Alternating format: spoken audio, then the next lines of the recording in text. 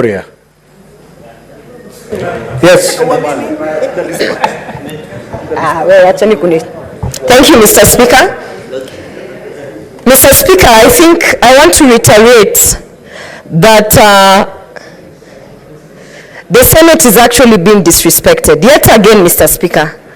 Mr. Speaker, you know we are the upper house.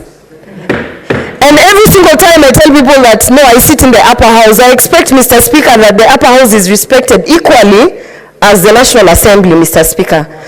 And Mr. Speaker, a lot of people don't know, but nominated senators, we don't have an operational fund, but we have employees. Today, actually 20 minutes ago I checked, and my staff have not been paid. So, Mr. Speaker, for me, I want to call upon Parliamentary Service Commission, because they also have to come and give us a report and tell us, so that before we start saying the executive uhuru, Parliamentary Service Commission should be able to tell us if they have received money from the exchequer, and if they have not, or what is the position, Mr. Speaker. And it's very sad today that I don't see any commissioners in the House, Mr. Speaker. Mr. Speaker, we are always complaining about our welfare. We are always complaining about, personally I've been complaining about my office, about the welfare, about just the work environment, Mr. Speaker. But the commissioners are never here to hear our complaints, Mr. Speaker. So, as we are even saying the Parliamentary Service Commission should come and tell us why we don't have our staff paid, Mr. Speaker, I also call upon the commissioners.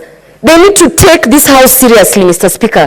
Some of us, we can do a better job as commissioners, Mr. Speaker, but because it is our first term, Mr. Speaker, we understand that we have to learn how the things work before we get that job. But Mr. Speaker, every time to be in a house complaining of our welfare, and the commissioners are not in the house, they are always traveling, Mr. Speaker, there's something wrong there. But finally, Mr. Speaker, I want to say this. We are about to close, and I don't think it would be fair for our staff to go for Christmas without their salaries, Mr. Speaker.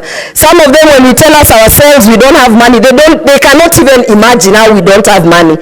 But the truth of the matter is that senators are broke. We don't have money. Some of us, we are owed money in arrears. We are being told, even if for those who travel, they are being told that they can travel, but they use their money, they'll be refunded ahead of time.